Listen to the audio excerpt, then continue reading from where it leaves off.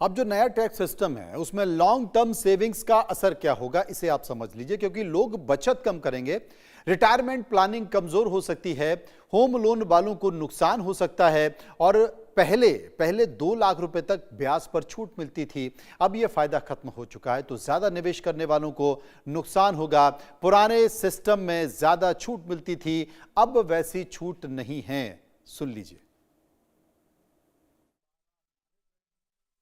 बिना निवेश के कम टैक्स ये नए रजीम में देखने को मिलता है। नए रजीम में स्टैंडर्ड डिडक्शन तनख्वाह यानी नौकरी पेशा लोगों के लिए बना दी गई है, जो 75,000 तक उपलब्ध है। वो किसी भी नौकरी पेशा को मिल सकती है जो नए रजीम में जा रहा है। पहली बात, सेक्शन 87A पुराने इनकम टैक्स के अनुसार 12 लाख रुपए तक रिबेट सबके लिए उपलब्ध है, और एनपीएस में रिबेट नए रजीम में भी उपलब्ध है। तो देखने वाली बात यह है कि जो नए रजीम में जो टैक्स पेयर्स जा रहे हैं उनके लिए टैक्स का बोझ वैसे ही बहुत कम है। तो इस बात को देखते हुए ओल्ड रजीम वही लोग लेते हैं जिनका निवेश, हाउसिंग लोन ये सब ज्यादा हो। नई रजीम वो लोग लेते हैं जिनका हाउसिंग लोन नहीं है, हाउस रेंट अलाउंस नहीं है, वो निवेश करके नहीं बचाना चाहते, बिना निवेश के बचाना चाहते हैं, तो उनके लिए न्यू रजीम ठीक है। ये टैक्स पेयर को डिसाइड करना होता है, और इनकम टैक्स पोर्टल पे एक कैलकुलेटर भी लगा हुआ है जिसके माध्यम से वो कैलकुलेट कर सकते हैं कि उनके लिए कौन सा रजीम ठीक है, कौन सा ज्यादा फायदेमंद है। तो क्या आपका सैलरी स्ट्रक्चर भी बदल जाएगा? जी हां, 1 अप्रैल 2026 से जॉब करने वाले लोगों के लिए एक बड़ा बदलाव आ रहा है। 1 अप्रैल से नया लेबर कोड लागू होगा। तो नौकरी करने वालों की जो सैलरी है और टेक होम पर उसका क्या असर पड़ने वाला है? बेसिक सैलरी कुल सीटीसी का कम से कम 50% होना जरूरी है। बेसिक सैलरी बढ़ने से पीएफ और ग्रेच्युटी भी बढ़ जाएगी। ज्यादा पीएफ कटने से हाथ में मिलने वाली सैलरी थोड़ा कम हो जाएगी। सरकार को कितना नुकसान हो सकता है, कितना फायदा हो सकता है? 2026-27 टैक्स सिस्टम में देश को कितना नुकसान है, यह समझना जरूरी है। इसका सीधा नुकसान तो यह है कि सरकार का जो टैक्स कलेक्शन है वो कम हो जाएगा, क्योंकि नया टैक्स सिस्टम जनता को राहत देता है लेकिन सरकार के खजाने पर दबाव बढ़ता है। सरकार को कितना नुकसान होगा? 12 लाख रुपए तक जीरो टैक्स, मिडिल क्लास से टैक्स घटा, सरकार की आय में कमी आई, टैक्स रिफॉर्म के कारण अस्थायी नुकसान हुआ और टैक्स कलेक्शन ग्रोथ भी धीमी होगी। भविष्य में और नुकसान का खतरा हो सकता है। अगर सामान्य तौर पर देखा जाए तो सरकार को करीब 1 लाख करोड़ रुपए का डायरेक्ट टैक्स नुकसान इसमें देखा जा रहा है। जीएसटी और अन्य बदलाव से नुकसान और बढ़ सकता है सरकार का। लेकिन जो पुरानी पॉलिसी थी वो क्या वाकई मजबूरी थी? अब पॉलिसी लेना कितना जरूरी है? नया टैक्स सिस्टम में अब पॉलिसी लेना मजबूरी नहीं है। टैक्स बचाने के लिए पॉलिसी बिल्कुल भी मजबूरी नहीं है। एलआईसी, पीपीएफ, एटीसी, एटीडी की जरूरत नहीं है। पॉलिसी केवल वित्तीय सुरक्षा के लिए जरूरी हो सकती है कि भाई मेरा पैसा है, मैंने भविष्य के लिए सुरक्षित कर दिया। तो नए टैक्स में जो सिस्टम में ये डिफॉल्ट है जिसमें एटीसी, एटीडी की छूट अब आपको नहीं मिलेगी, इसलिए अपना दिमाग लगाने की कोशिश आप ना करें। बिना कोई टैक्स बचत निवेश किए भी 12 लाख तक टैक्स नहीं है। सीधा घोषणा कीजिए कि मेरी सैलरी 12 लाख है, आपको कोई टैक्स नहीं देना, नमस्ते कीजिए, जो पैसा है उसको आप लुटाइए। नए टैक्स सिस्टम में होम लोन की जो मजबूरी है वो क्या है कि नहीं है, इसे भी समझें। क्योंकि कुछ घर में इसलिए भी निवेश करते थे ताकि उनको ब्याज में छूट मिल जाए, इसके लिए वो ईएमआई का दबाव भी सहते थे। अब क्या है, स्थिति को समझ लीजिए। जो होम लोन है वो मजबूरी है या नहीं है? पहले तो आप 2 लाख रुपए पर जो ब्याज की छूट मिल जाती थी वो बचाने के लिए कुछ ना कुछ ले लेते थे, और 1.5 लाख तक प्रिंसिपल पर वो अलग से छूट मिल जाती थी, यानी 3.5 लाख का आपको फायदा साल का हो जाता था। अब जो नया टैक्स सिस्टम है उसमें कोई छूट आपको मिलने वाली नहीं है। टैक्स बचाने के बारे में आप दिमाग मत लगाइए। होम लोन अब बेकार की चीज हो चुकी है और लोग टैक्स बचाने के लिए लोन लेते थे। अब नए सिस्टम में होम लोन लेना मजबूरी नहीं है। ईएमआई का दबाव लेने की भी जरूरत आपको कम है, क्योंकि पहले सोचते थे कि चलो भाई मकान भी ले लेते हैं और 3.5 लाख हर साल बच भी जाएगा। अब खेल खत्म हो चुका है। नया जो टैक्स सिस्टम है उसमें 2026 में 27 में एटीसी फॉर्म बदल गया। कैसे बदल गया समझ लीजिए। अब एलआईसी, पीपीएफ, ईएलएसएस में निवेश सब बेकार हो चुका है। एटीसी कैसे बदल गया है ये मैं आपको समझाने जा रहा हूं, क्योंकि इसके पहले 1.5 लाख तक टैक्स में छूट मिल जाती थी। इसमें LIC का प्रीमियम होता था, PPF होता था, EPF और ELSS होम लोन प्रिंसिपल शामिल था। अब पहले क्या था, निवेश करो और टैक्स बचा लो। ज्यादातर एक बड़ी आबादी थी वो निवेश करती ही इसलिए थी क्योंकि उन्हें टैक्स बचाना होता था। नया सिस्टम क्या है, नए सिस्टम में ATC पूरी तरह से खत्म हो चुका है।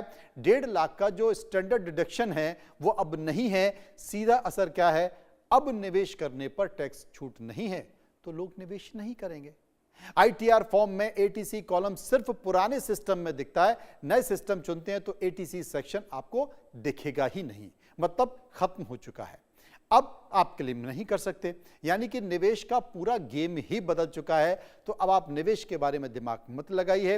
निवेश के हिसाब से अगर आपने घर लिया है, निवेश के हिसाब से आप इंश्योरेंस पॉलिसी लेते हैं, तो मुझे लगता है कि आप खत्म कर दीजिए, जीरो कर दीजिए, क्योंकि उसका फायदा आपको मिलने वाला नहीं है। अब जो नया टैक्स सिस्टम है उसमें 2026-27 में कौन मालामाल होने वाला है, किसको नुकसान होने वाला है, मैं एक झलक आपको दिखा देता हूं। क्योंकि सरकार का यह दावा है कि मिडिल क्लास को इससे एक बड़ी राहत मिलेगी, इसका बड़ा फायदा मिलेगा। लेकिन सच्चाई क्या है, सच्चाई को समझना भी जरूरी है कि आखिर जेब गरम किसकी हो रही है। 12 लाख तक की जो सैलरी है, सैलरी वालों को फायदा है। हर साल 20,000 से 80,000 तक बचत हाथ में अब कैश के तौर पर आएगी। ATC, LIC, PPF का जो झंझट है वो नहीं रहेगा। बिना निवेश भी आप टैक्स कम दे सकते हैं। 20-35 यानी कि 20 और 35 साल की जो उम्र के युवा प्रोफेशनल्स हैं उनको फायदा हो जाएगा, क्योंकि उनकी सैलरी भी करीब करीब 12 लाख के ब्रैकेट तक आती है। शुरुआती करियर में निवेश दबाव खत्म हो जाएगा और अब खर्च और लाइफ स्टाइल बदल जाएगी, क्योंकि आपके हाथ में मोबाइल है तो तमाम ऐसे ऐप हैं जो ऑनलाइन ऑर्डर करने वाले हैं। आप तुरंत खरीदने की चीज़ें मंगा लेते हैं, कपड़े मंगा लेते हैं, पहनने की चीज़ें मंगा लेते हैं, खाना भी तत्काल ऑर्डर करते हैं। तो आपके पास खेल समझिए कि पैसा बचने वाला ही नहीं है। अब नए टैक्स सिस्टम से किसको नुकसान हुआ और किसको आप समझिए कि क्या स्थिति है। 3.5 लाख तक का जो आपको टैक्स बेनिफिट मिलता था वो खत्म हो चुका है। स्कूल की फीस की रसीद आप जो संभाल के रखते थे ना, वो बेकार हो चुकी है। इंश्योरेंस जैसी जो फैमिली बातें हैं वो नुकसान की बात हो चुकी है। बच्चों की फीस में पहले टैक्स बचता था, इंश्योरेंस प्रीमियम में पहले टैक्स बचता था, अब निवेश की इच्छा वालों को नुकसान हो जाएगा। होम लोन लेने वालों को भी नुकसान होगा और हाई डिडक्शन का जो फायदा लेने वाले हैं उनको भी नुकसान हो जाएगा, क्योंकि पहले तो बड़े अमाउंट में सैलरी में बचा लेते थे, बाद में ये तमाम ऐसा इन्वेस्टमेंट कर लेते थे, वो बचत हो जाती थी, अब वो सब बेकार हो चुका है। 2026 के बजट में मिडिल क्लास के लिए जो टैक्स है, टैक्स से परे एक और राहत की बात इस नए टैक्स सिस्टम में है। वो क्या है, यानी कि जो बैगेज है, बैगेज का जो नियम है मिडिल क्लास यात्रियों के लिए सच में वाकई वो राहत की खबर लेके आया है। असल में हुआ यूं कि ड्यूटी फ्री जो अलाउंस है वो एक इसमें उपलब्धि है। विदेश से अगर आप लौट रहे हैं, विदेश से लौटने वाले भारतीय यात्रियों को पहले 50,000 रुपए की छूट मिलती थी कि आप 50,000 तक का सामान कुछ भी ले सकते हैं, लेकिन अब इसको बढ़ाकर 75,000 रुपए तक का सामान की छूट दे दी, यानी कि ड्यूटी लाने की छूट हो चुकी है। कस्टम ड्यूटी में अपनी जेब से कम पैसे आपको खर्च करने पड़ेंगे। हर वयस्क यात्री एक लैपटॉप बिना ड्यूटी के ला सकता है। ज्वेलरी की में जो कीमत है, कीमत के आधार पर जो सीमा है उसको भी हटाकर अब वजन के हिसाब से कर दी, यानी कि अब आपकी कीमत नहीं होगी। अब सोना, इतना सा सोना इतना महंगा मिल रहा है तो आप वजन के तौर पर अब वो आपको कीमत लगेगी। निजी सामान पर भी कस्टम ड्यूटी है वो 20% से घटकर अब वो 10% कर दी गई है। विदेश से आप अगर सामान ला रहे हैं तो वो अब आपको सस्ता हो जाएगा, आसान हो जाएगा। ये एक मिडिल क्लास के लिए बेहतर की बात है, उन लोगों के लिए नहीं है जो बड़ी बड़ी महंगी घड़ियां लेकर आते हैं और एक अच्छा खासा गोल्ड और डायमंड की चीज़ें लेके आते हैं। ये मिडिल क्लास के लोगों के लिए जिनको इसमें फ़ायदा होने जा रहा है। असल में जानकारों का ये भी मानना है कि राहत भले ही बड़ी ना हो, लेकिन रोज़मर्रा में काम आने वाली जो खासकर कम सैलरी वाले लोग हैं, जो सैलरी पाने वाले लोग हैं और विदेश से लौट रहे हैं, तो ऐसे NRI परिवार इस बदलाव से राहत महसूस करेंगे। इलेक्ट्रॉनिक्स और घरेलू सामान जो खरीद लेते हैं, कुछ टॉयज़ खरीद लेते हैं, उनको ड्यूटी कम देनी पड़ेगी। सफ़र और भारत में शिफ्ट होते वक्त खर्च का बोझ बड़ा नहीं होगा। जो पहले से EMI, बच्चों की पढ़ाई और इंश्योरेंस के खर्च संभाल रहे थे परिवार थे, अब उनके लिए काफ़ी मायने रखता है। लेकिन अगर आप विदेश जा रहे हैं और विदेश जाकर अगर आप टिकट ले रहे हैं, हवाई यात्रा खरीद रहे हैं और महंगे होटलों में ठहर रहे हैं, महंगी गाड़ी भी कर रहे हैं, तो जनाब ये भी ध्यान रखिए कि सरकार देख रही है और उसका हिसाब किताब भी आपसे ले लेगी। फिलहाल समझिए.com में इतना ही। बाकी खबरों के लिए चलते रहिए इंडिया न्यूज़ के साथ।